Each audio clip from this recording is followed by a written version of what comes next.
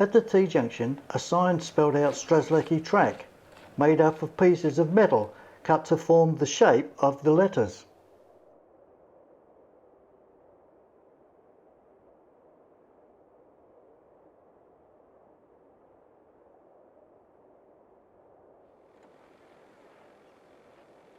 Well, I've made it as far as the turn off to Strzelecki Track.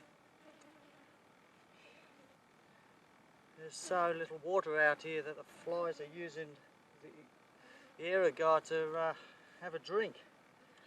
It's pretty hot. We've got just over 100 kilometres to go up the Strzelecki to get to Ewington.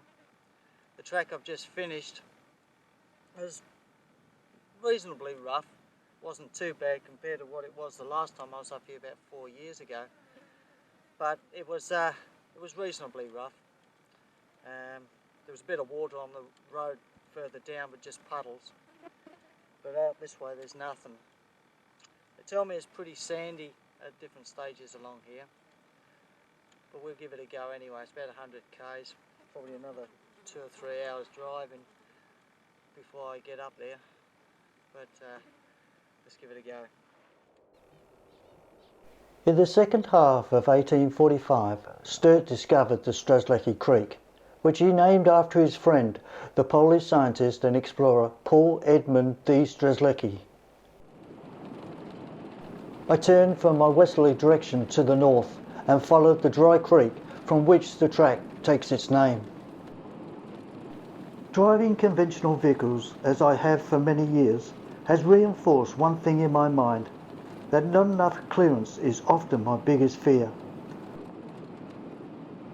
Travelling alone as I did on many of the journeys undertaken during the 80s and 90s encouraged me to stay alert to any changes in performance of the vehicle and condition of the track. Any slight colour difference would warn me of a washout or a bulldust camouflage pothole.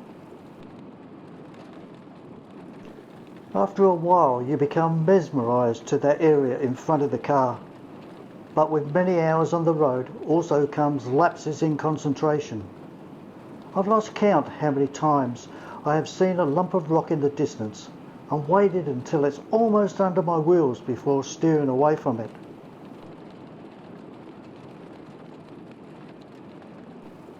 There was some water on the track, but I was able to go around the wet sections each time.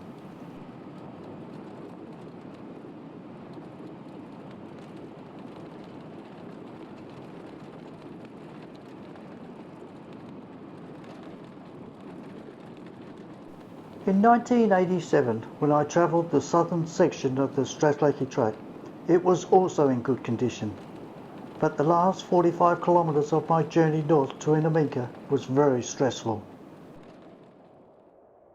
The sign informed me that 119 kilometres north lay the town of Ewington.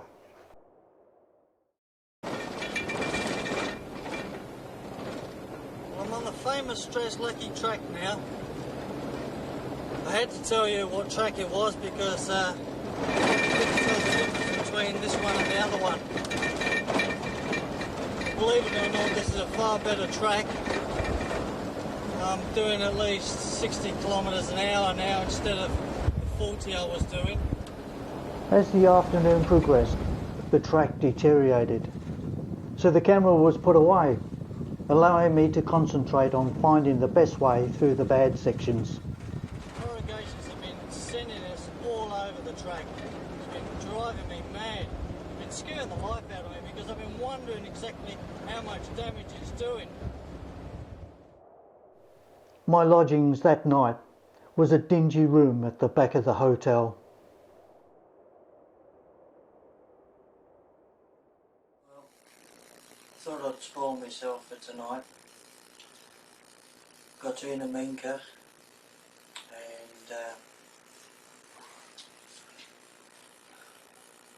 got here about 6 o'clock. It was a hell of a day. Left Tipperary, must have been about 8:30. Did about 361 kilometres. Some of the track that was going over was pretty rough, corrugations. Certain parts of it were sandy, and I enjoyed driving in the sand. That was good. But what I made the mistake of, I went onto the old Strzelecki Track, the one that they haven't worked on for the best part of 12 months. Recent rains, about about 3 months ago, had 5 inches of rain in 2 days, and it washed out a hell of a lot of the roads around this area. Then when I finally got to another section, which is about the last 45 kilometres, I came across some real rough track again, and that's when I lost the exhaust. I just hit one mound of dirt in the middle of the road and couldn't avoid it, and it took the back part of the exhaust off and took the front off as well at the same time. But the funny thing about it, the dingo that I filmed a bit earlier, that was the one that was watching me while I was fixing the car up. Now, it wasn't very far away at all, just on the other side of the little ravine. Anyway, when it was running out of daylight, I was slowly running out of petrol, and I was very worried about the exhaust dropping off again. And I was watching the kilometres tick right through until I got to about 12 kilometres to go, and I was hoping and praying that everything would stay together. I don't mind admitting that I was dead scared as that sun was going down. I was hitting sand spots that I just drove out of.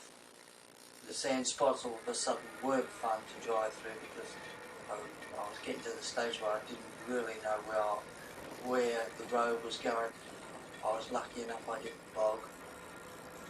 I finally saw light through the trees and come across Ewington. I spent most of the evening with 2 guys that grade the area, and funny enough, they're going to grade the old Strzelecki Track starting tomorrow. It hadn't been done for about 12 months. Actually, on this trip, Berg's marker was the only site relating to the expedition I managed to see. For me, this was an emotional experience due to the fact that I knew the story well